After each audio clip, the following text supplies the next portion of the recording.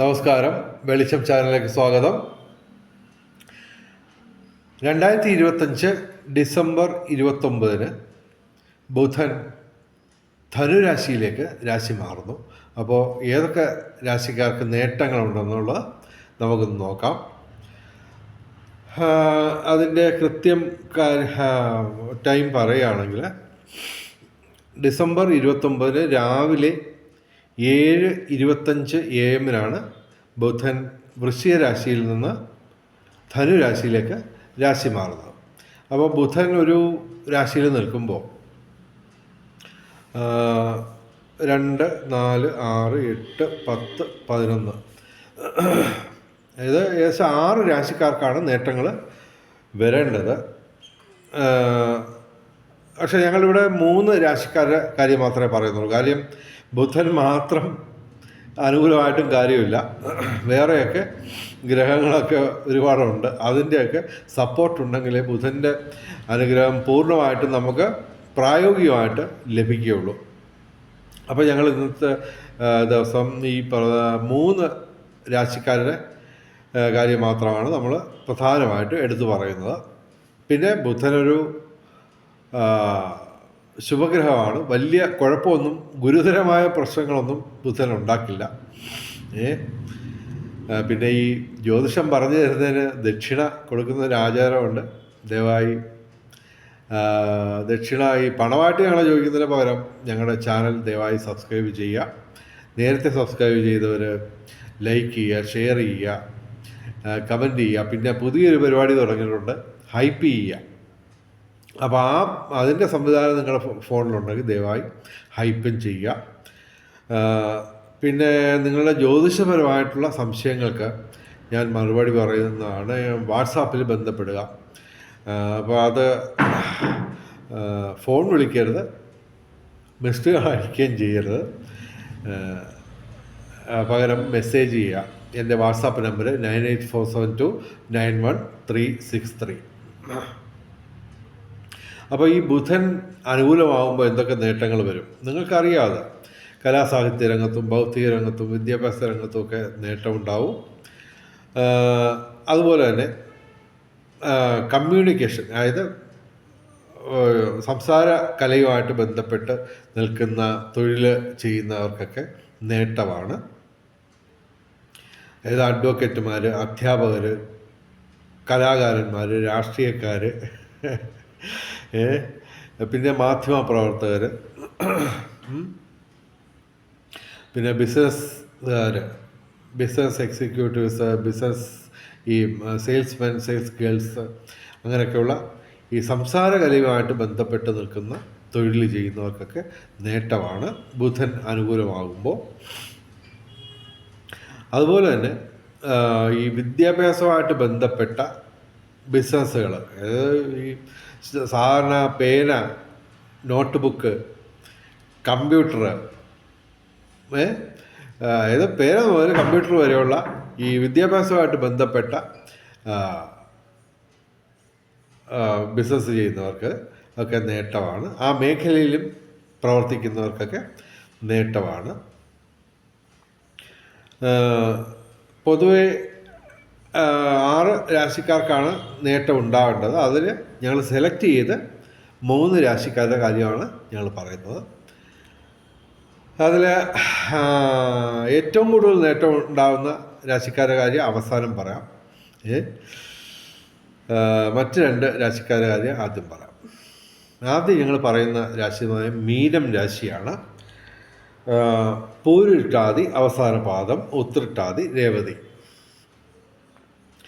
മീനം രാശിക്ക് കർമ്മഭാവത്തിലാണ് ബുധൻ വരുന്നത്. അപ്പോൾ തീർച്ചയായിട്ടും കർമ്മരംഗം അല്പം ഒരു 1.5 രീതിയിൽ പുഷ്ടിപ്പെടും. അത് മാത്രമല്ല, അല്പം തിരക്ക് പിടിച്ചൊരവസ്ഥ കർമ്മ മേഖലയിൽ ഉണ്ടാകാനുള്ള സാധ്യതയുണ്ട്. നേരത്തെ പറഞ്ഞ നേട്ടങ്ങൾക്ക് പുറമെ മീനം രാശിക്ക് പ്രത്യേകമായിട്ട് സ്പെഷ്യലായിട്ട് ബുധൻ തരുന്ന ഒരു പരിപാടിയാണ്. കർമ്മ മേഖലയിൽ കുറേ ഉത്സാഹവും തിരക്ക് പിടിച്ച ഒരവസ്ഥയൊക്കെ വരികയാണ്. അപ്പോൾ മീനം രാശി. പിന്നെ ഞങ്ങൾ പറയുന്ന രാശി എന്ന് പറയുന്നത് ഇടവൻ രാശിയാണ്. ഇടവൻ രാശി എന്ന് പറയുമ്പോൾ കാർത്തിക അവസാനം 3 പാദം, രോഹിണി മകയിരം ആദ്യ 2 പാദം. ഇടവൻ രാശിക്ക് 8ാം ഭാവത്തിലാണ് ബുധൻ വരുന്നത്. അപ്പോൾ അവർക്ക് ഇത് കൂടാതെ ബുധൻ കൂടാതെ വ്യാഴം, ശനി, ശുക്രനൊക്കെ അനുകൂലമാണ്.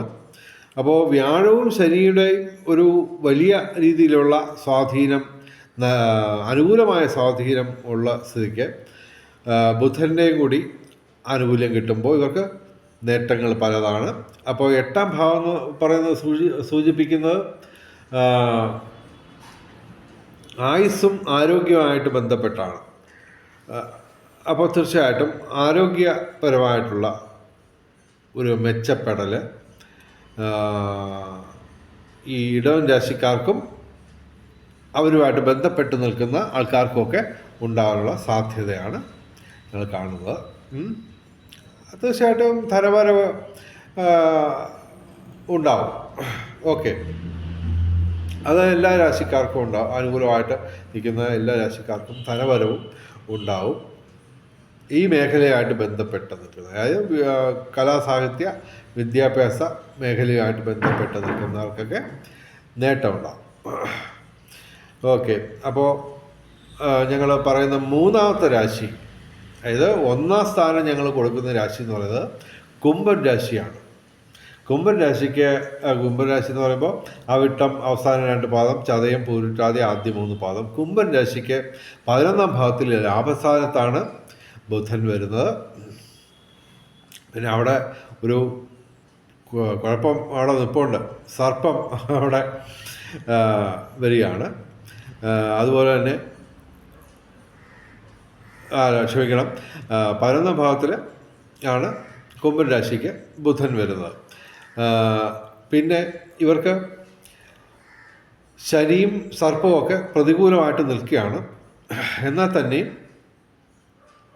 വ്യാഴം, സൂര്യൻ, ബുധൻ, ചൊവ്വ, ശുക്രൻ ഇവയൊക്കെ അനുകൂലമായിട്ട് വരുന്നു. അപ്പോൾ തീർച്ചയായിട്ടും ചന്ദ്രനും കൂടി വരുമ്പോൾ 6 ഗ്രഹങ്ങളൊക്കെ അനുകൂലമായിട്ട്. അപ്പോൾ കുംഭൻ രാശിക്ക് പൊതുവെ നല്ല കാലങ്ങൾ തുടങ്ങി നിൽക്കുകയാണ്. അപ്പോൾ അത് ബുധനും കൂടെ ചേരുമ്പോഴത്തേക്ക് കുറച്ചുകൂടി ബെറ്റർ ആവും. 11ാം ഭാവം എന്ന് പറയുമ്പോൾ നിങ്ങൾക്കറിയാം, ലാഭസ്ഥാനം, അതായത് ഏറ്റവും കൂടുതൽ നേട്ടം, അതായത് ബുധനുമായിട്ട് ബന്ധപ്പെട്ട് അതിൻ്റെ അനുഗ്രഹങ്ങൾ പരമാവധി കിട്ടുക നമ്മുടെ കുംഭൻ രാശിക്കാണ്. മറ്റ് രാശിക്കാർക്ക് തീർച്ചയായിട്ടും മോശം കാലമെന്നല്ല അതിനർത്ഥം, മറിച്ച് ബുധൻ്റെ ഒരു ആനുകൂല്യം കിട്ടുന്നില്ല. പിന്നെ ബുധനൊരു ശുഭഗ്രഹമാണ്. അപ്പോൾ കാര്യമായിട്ടുള്ള ഗുരുതരമായിട്ടുള്ള പ്രശ്നമൊന്നും മറ്റ് രാശിക്കാർക്ക് ഉണ്ടാവില്ല. എന്തായാലും വെളിച്ചം ചാനലിൻ്റെ മുഴുവൻ പ്രേക്ഷകർക്കും സർവകാര്യ വിജയം, സർവ്വവിധ സൗഭാഗ്യം, രാജകീയ സുഖഭോഗങ്ങൾ, അപ്രതീക്ഷിത ധനലാഭങ്ങൾ, അപ്രതീക്ഷിത സൗഭാഗ്യങ്ങൾ ഇവ ഗുരുവായൂരപ്പൻ അനുഗ്രഹിച്ചു തന്ന് എല്ലാവരുടെയും ജീവിതത്തിൽ വെളിച്ചവും ഐശ്വര്യവും സമ്പൽ സമൃദ്ധിയും വന്നു ചേരട്ടെ എന്ന് പ്രാർത്ഥിച്ചുകൊണ്ട് വീഡിയോ അവസാനിപ്പിക്കുന്നു. നമസ്കാരം, ശുഭദിനം.